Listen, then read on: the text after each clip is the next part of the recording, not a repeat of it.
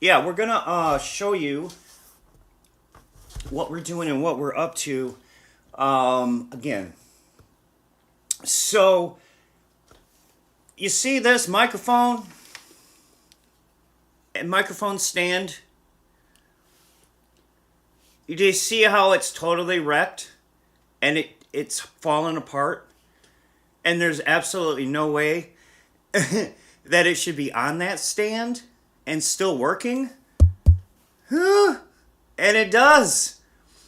This is a cheap ass microphone by Behringer. Okay, what else do you want me to look at, Joe? Well, my speaker's right there. You see those speakers? Those are rad.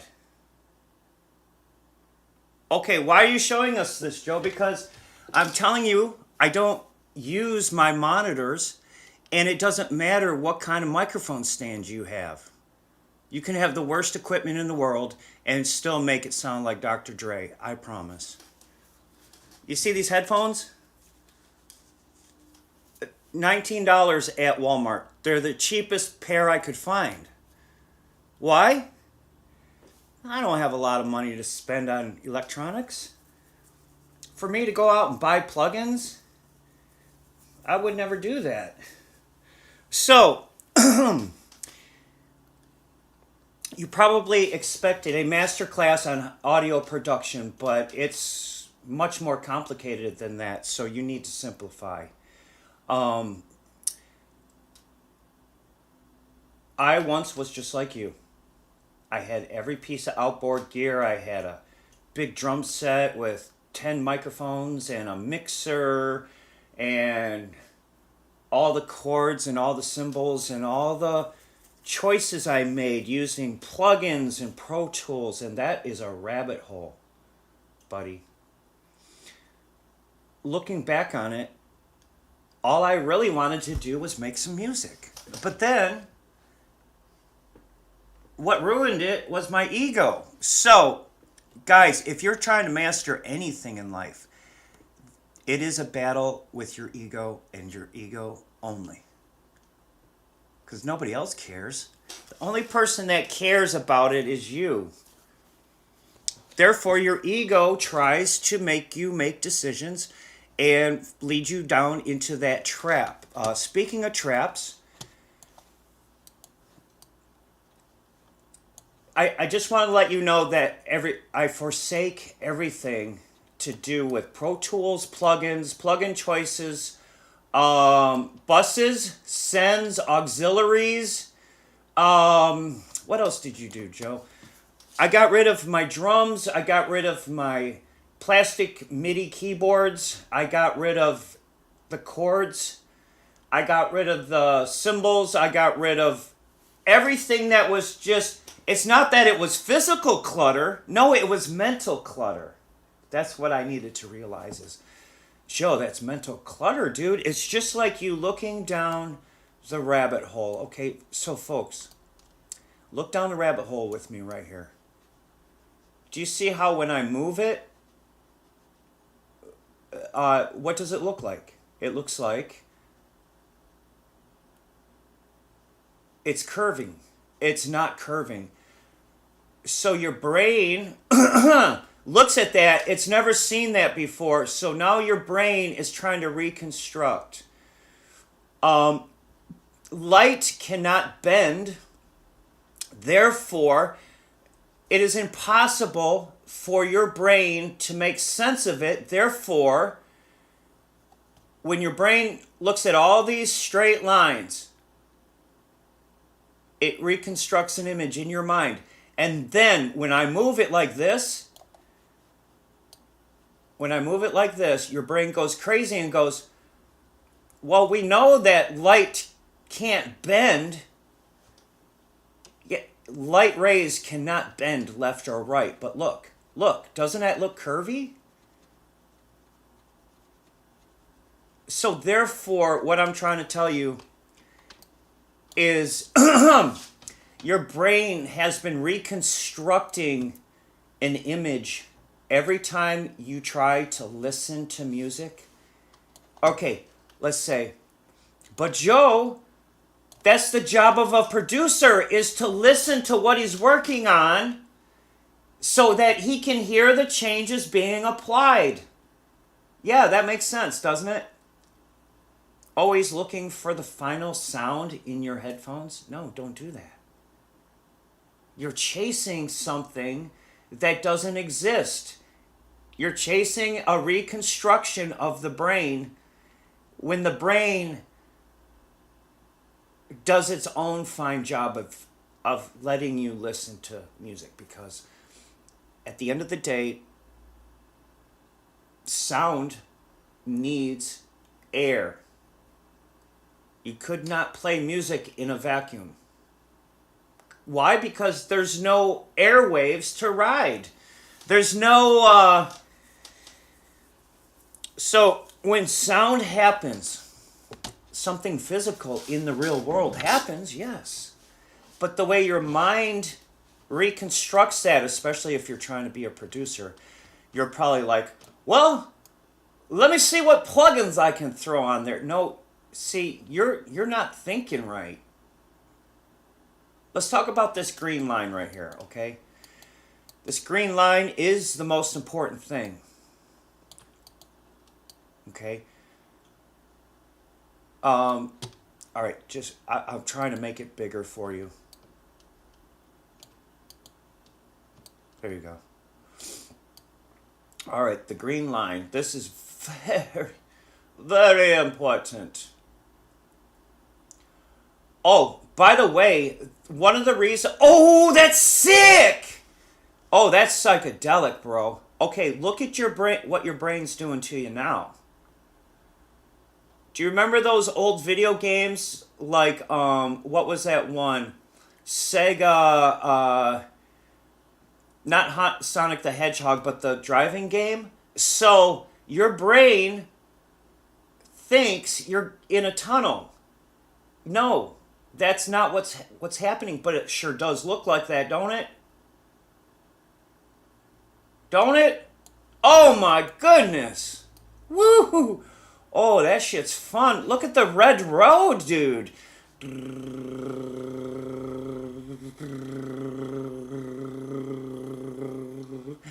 So, folks, when you stumble across stuff like this, don't dismiss it.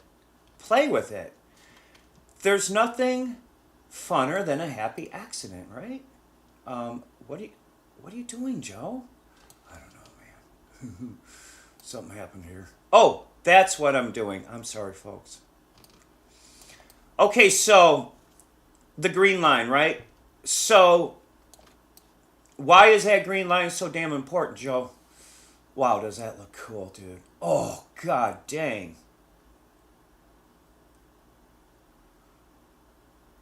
It's the same reason that your brain trips out on those patterns, Bo. Oh my god, there are no curves, but that's all you see is curves. There's no curves there, folks. The curves are... See, when I let go, boom. I'm just letting you know that this is a super fast system, okay? You're not used to doing sound like this, Dr. Dre. You need a monster computer. One that has at least 8 cores to be able to do what we do in the studio. So, I threw away OBS. No, I threw away Pro Tools and I got OBS. So, folks, just so you know, this is OBS. This is our new audio production workstation.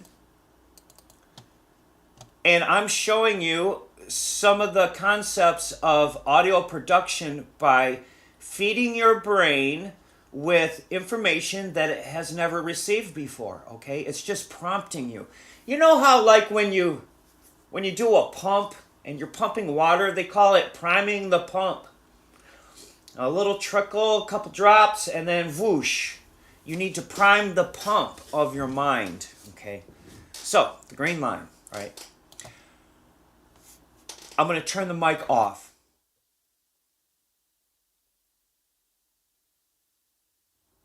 Did you see how the green line went all the way down? That's called the noise floor. Now, imagine if your noise floor was pushing up against the, then there'd be no room for the signal to noise ratio. So what a producer is going for is called signal to noise ratio. I know that for a fact. So this is what it is about that. The lower your noise floor, the higher your headroom can be. Okay? Remember that, everybody. The lower your noise floor, the higher the headroom can be. So what that means is making the noise floor low gives you more signal to noise ratio. So you can gain 20 decibels of signal to noise ratio by just making your noise floor low. We're not talking about peaks yet. So that was the first thing. Get your noise floor down to under minus 50 or 55 will be fine for a studio purpose. We're on the internet, so our noise floor is about 55, which is still fine. So going back to the audio production, how the mind creates an image of, okay, so let's open a beat. Oh, we got our beats down, boy. Golly. 144 beats right here in this folder, and they're already mixed. That's the power and speed, boy. Okay, did we do Beastly yesterday? Yes, we did all the Bs. So here we are in Cali. Okay.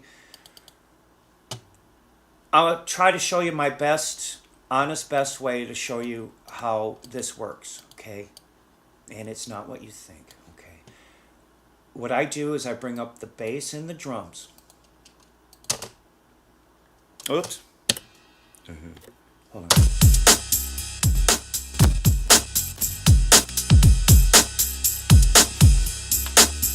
Okay, we got that right. Then I look at the master. Now we're gonna bring the master up because I figured out how to do that. You hold the control button and then it goes down a smaller amount. Alright? Alright, so the drums are at minus 10. Okay? Just checking the mosquito net.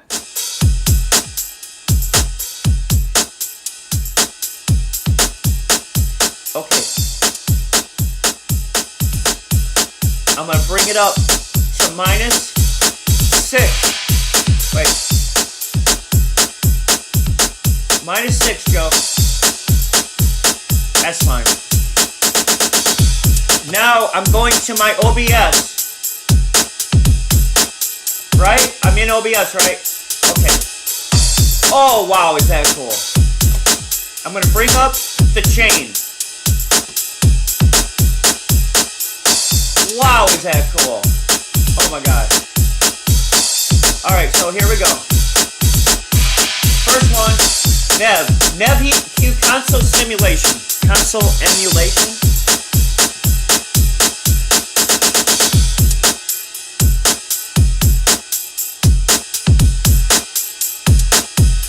Man, I bet that sounds great, dude. The expander.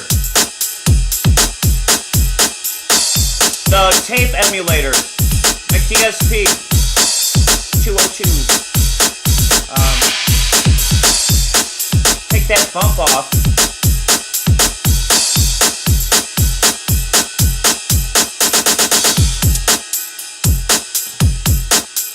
We are in vintage mode. I'm going to put it back on modern.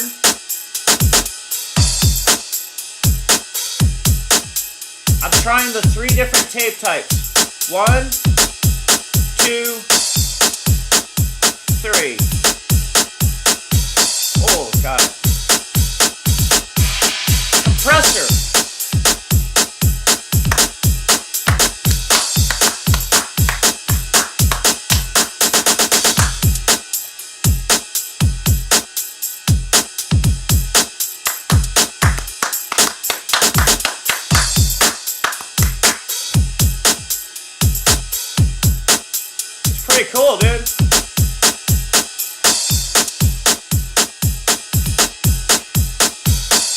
All right, the Pultec.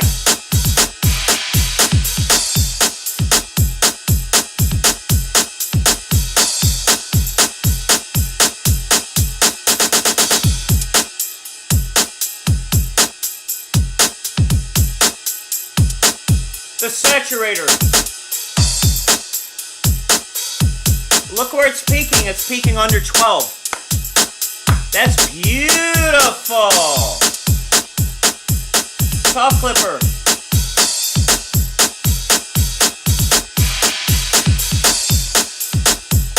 And then the mastering.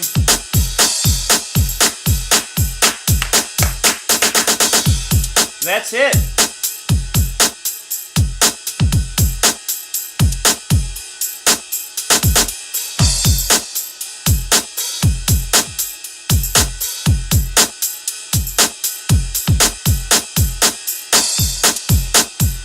Wait a minute.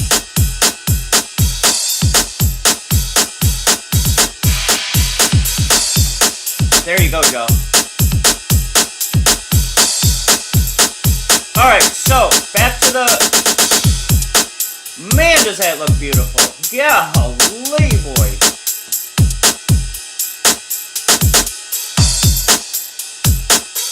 Alright, so, folks. Everything I just showed you, I have no idea what that sounded like, and I don't need to. You know why? Because I just don't need to. I don't need to hear any of that garbage. All of that garbage, those compressor... No, it's not garbage. I'm sorry. The way we use it is not garbage because we don't just keep throwing plugins on the inserts. I don't have inserts on my music. I don't have auxiliaries on my music. I don't have subs or buses on my music. I don't have anything that has to do with Pro Tools or a plugin on my system. I do have 7 plugins, and that's all I use, ever. I only use 1 track. Because, well, yeah, the music is multi-track, but I don't use it as multi-tracks. I use it as 1 track. See? Watch now. Now that we set our level, I set the master to 0.07.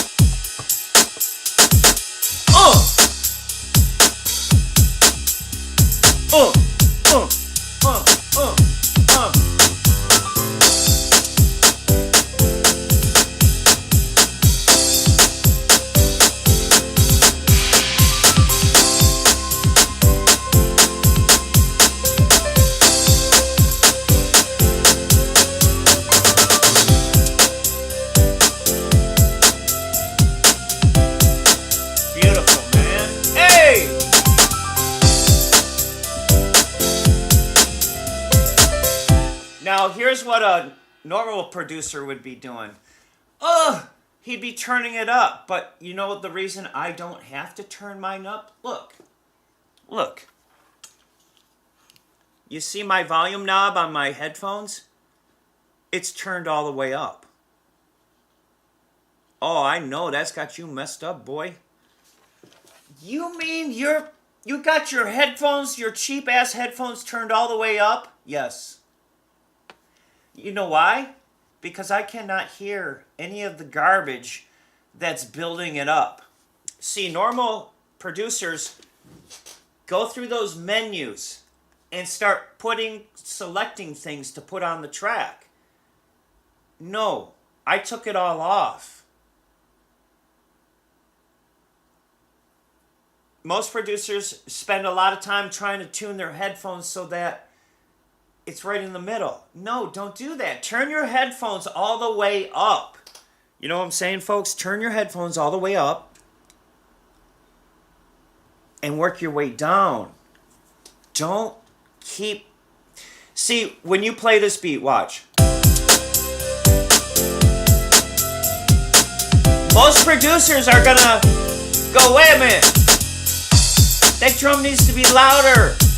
Why does the producer say the drums need to be louder? because those compressors and EQs keep pulling it up. And your ear is tricked, just like I showed you in OBS. Look, when I shake OBS,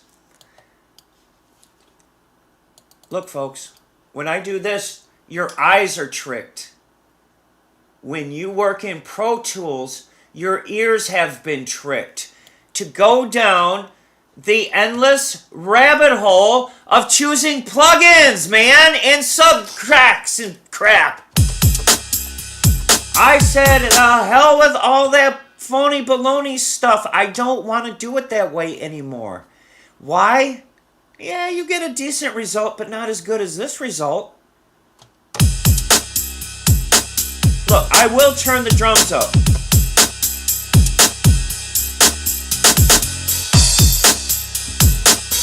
There'd be no way that I could turn it up, because right now, in my headphones, I don't want it to be any louder than that. That sounds too loud to me, boy. I show it where it's comfortable. Right there is where it's comfortable.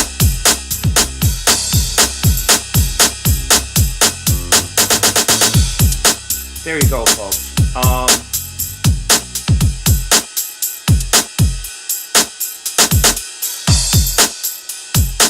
That is the most realistic sounding, even with my headphones turned all the way up, it is still no distortion whatsoever. Listen to this.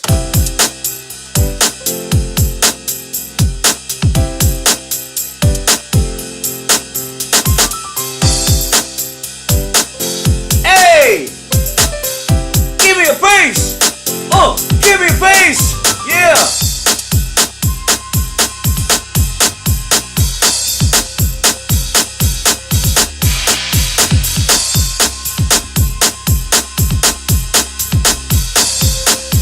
Oh my God, that is so noisy.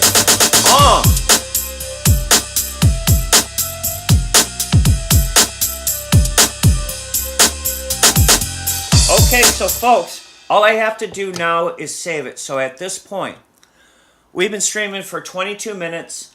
We did a sound check. That took about 5 or 10 minutes. We brought up a beat. We explained how your brain is creating illusions with Pro Tools. It's creating illusions and illusions. So therefore, it's giving you the inclination that the answer is a compressor, that the answer is an EQ. Why? Just because of the sheer number of plugins and emulations out there. Yes, they do. And in fact, I do use them. Look. But I only use 7. Okay? Let me explain this emulation stuff to you. Back in the old days, they used to use solid-state Neve boards, and would cut the bottom frequency, the bass, to 80 kilohertz. I never knew that. I started doing some research and then I realized that's what they used. Yeah, this is what they really used. What we use today, though, is called console emulation. Now, this piece of hardware would have cost $150,000 to get a Neve desk. $150,000. I got it right here for free.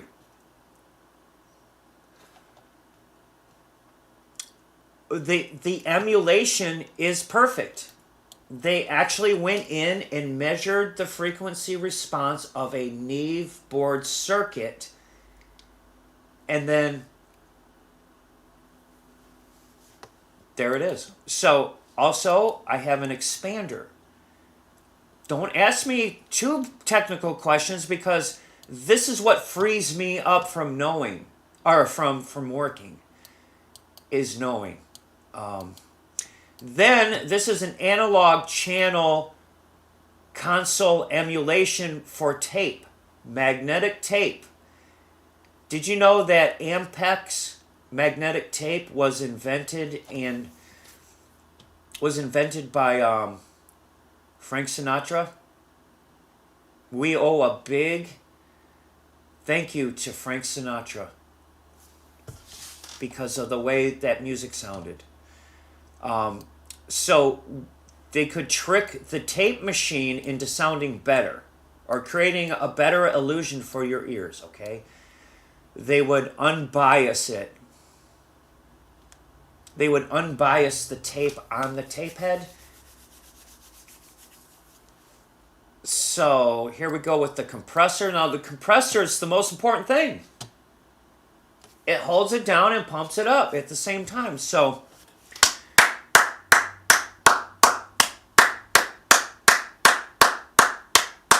that's pretty good, but not a safe clamp. All right, so is this a safe clamp, Joe? No.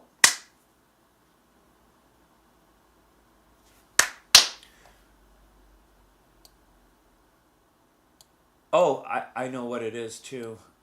What I've done is I've undone the mix just a little bit. There you go, Joe. Because you have to control the transients. Now, you're probably like, why do they use all these gadgets, Joe? Because back in the old days, they had to cut it to vinyl. They called it printing. So what they would do is, like, if it was Motown, they'd go 1, 2, 3, 4. The band would play.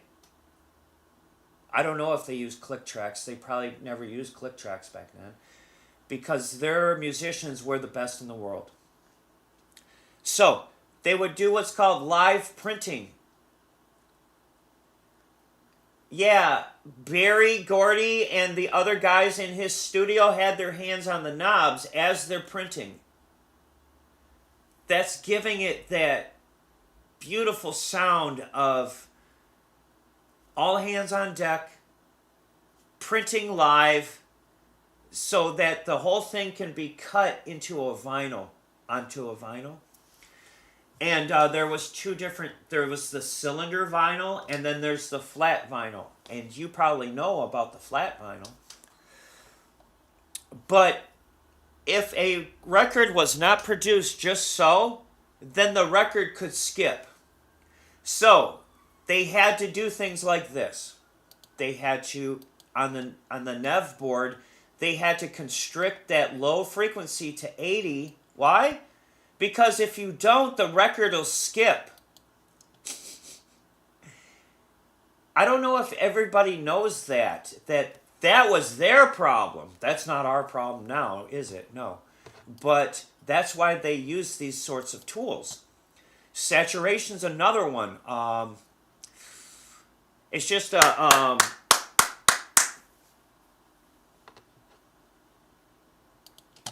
it's just a tool to help the needle not bounce off the vinyl, okay? Same with this soft clipper here. Now, all these plugins are free, except this one. This is the mastering limiter.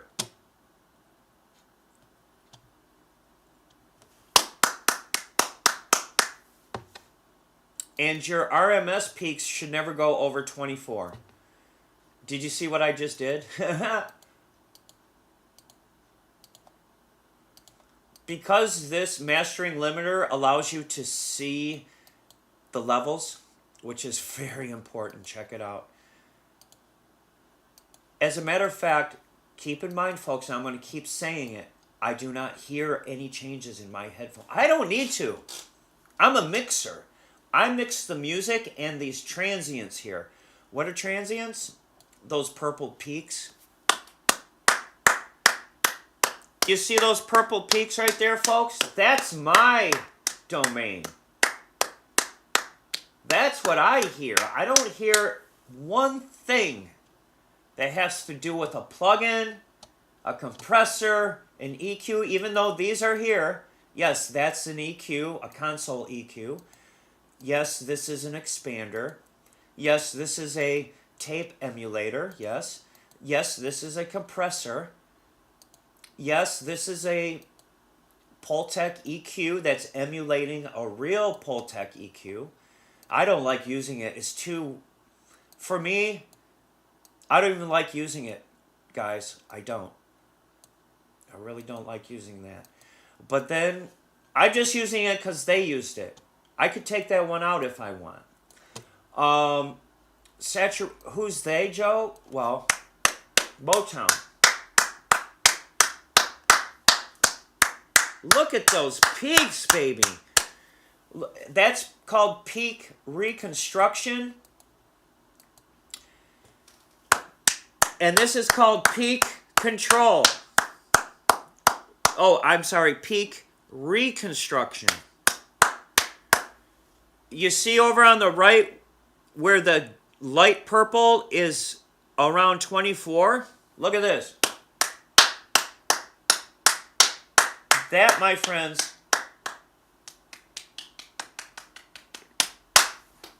is a broadcast quality signal. yes, sir. All right, folks. So we streamed for 30 minutes, and I showed you everything that I know about setting up a signal for doing beats. Okay?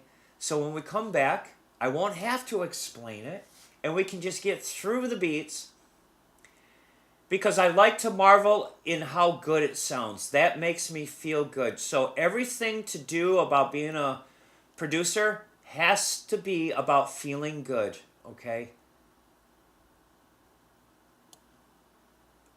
Do not get frustrated. I don't.